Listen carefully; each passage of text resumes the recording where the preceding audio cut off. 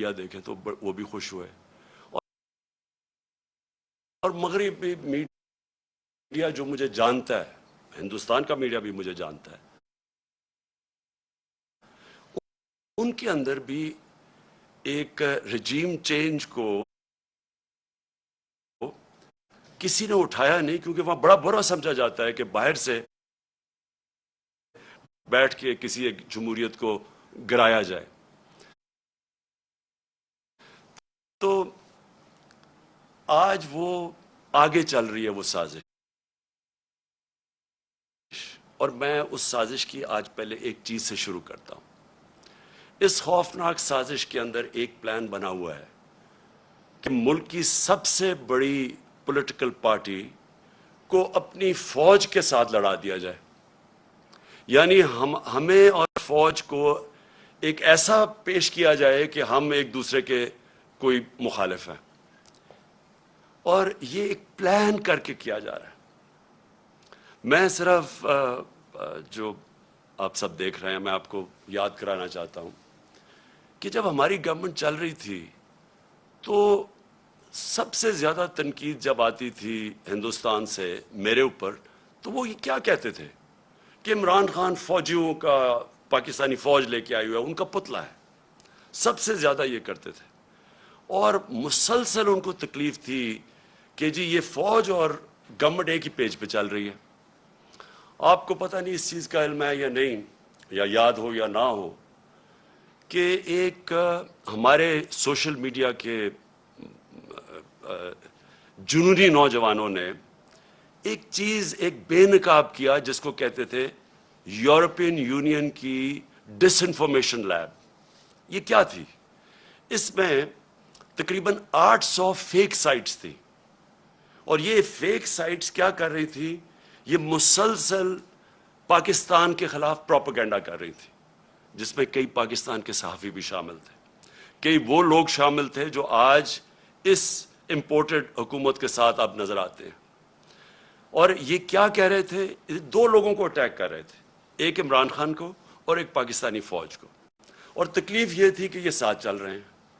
اب میں آپ کو ذرا تھوڑا پیچھے لے جاؤں کہ جب ممبئی کے اٹیک ہوا، دہشت گردی کا اٹیک ہوا ممبئی میں، تو آصف زرداری نے ایک بیان دیا تھا کہ پاکستان کا جو DTIS ہے اس کو ممبئی بھجوایا جائے۔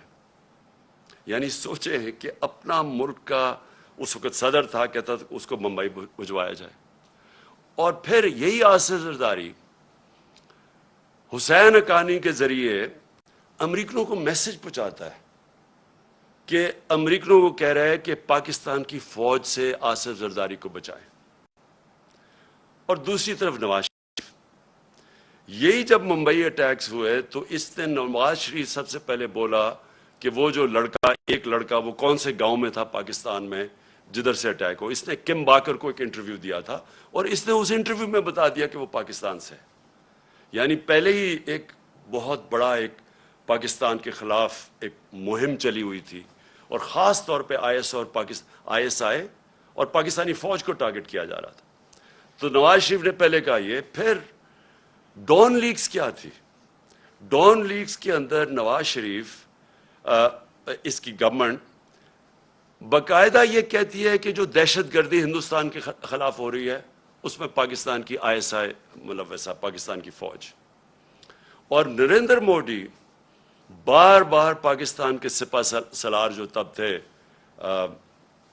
جنرل رحیل، بار بار یہ کہتے تھے کہ وہ دہشت گرد ہے، دہشت گردوں کا سردار ہے، اور نواز شریف اس کو شادی پہ بلا رہا تھا، اسی نریندر مودی کو جب کھاٹمانڈو کے اندر سارک کانفرنس ہوتی ہے تو برکا دت جو ان کی لیڈنگ جرنلسٹ ہیں، وہ اپنی کتاب میں لکھتی ہے کہ چھپ کے سائٹ پہ نواز شریف نریندر مودی سے میٹنگ کر رہا تھا، اور اس کو یہ کہہ رہا تھا کہ میں اپنی فوج سے مجھے بچائیں، یعنی اپنی فوج سے ڈر کے۔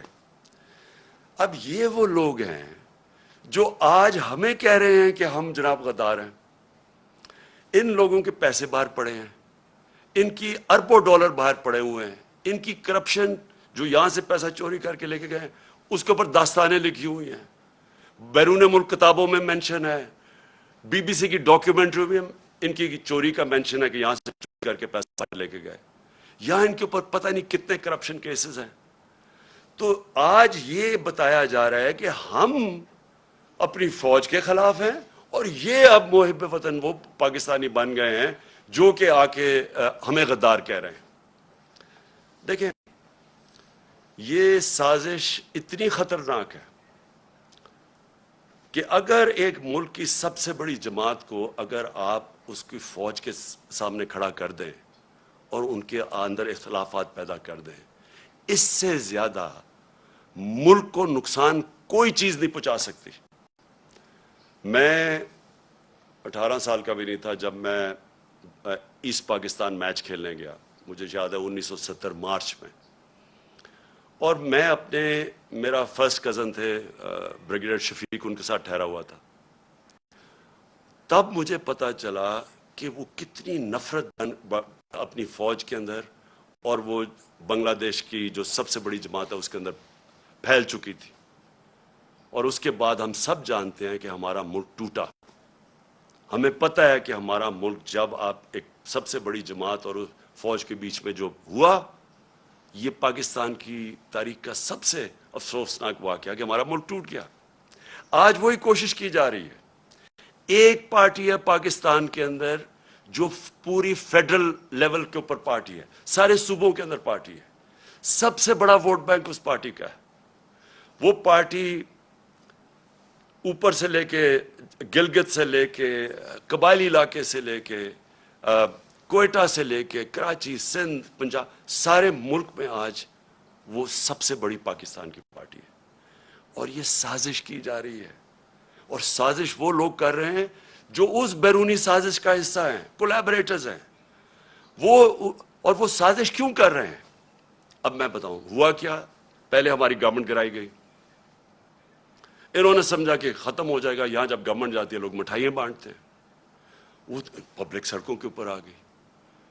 پھر ہم نے ایک پرامن احتجاج کرنا تھا 25 مئی کو, انہوں نے وہ یعنی عوام کے خلاف جو ظلم کیا ہے, یعنی کبھی اس ملک کی تاریخ میں ایسی حرکتیں نہیں ہوئی.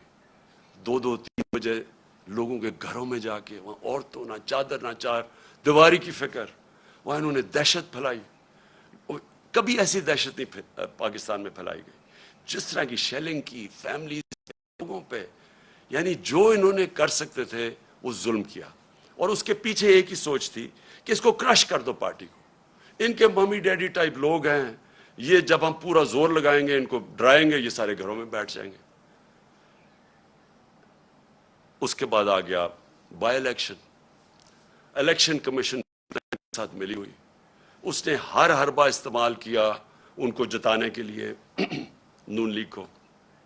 ایڈمنسٹریشن ساری ان کے ساتھ ملی ہوئی, پوری انہوں نے کوشش کی وہ الیکشن, اور یہ ان کو پورا اعتماد تھا کہ وہ الیکشن جیت جائیں گے.